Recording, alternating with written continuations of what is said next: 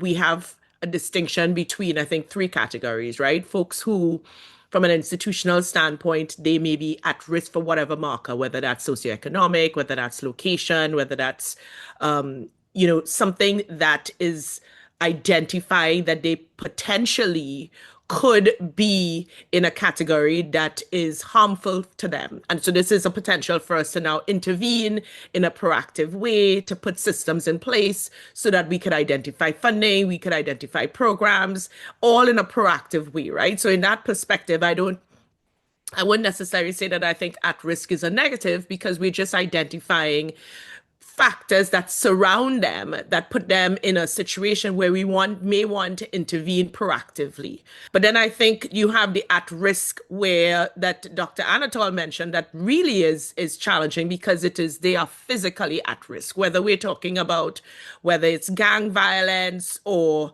they're in homes where there is domestic violence, where they literally are at risk for their life and their safety because of the physical environment that they are in. And then, of course, you have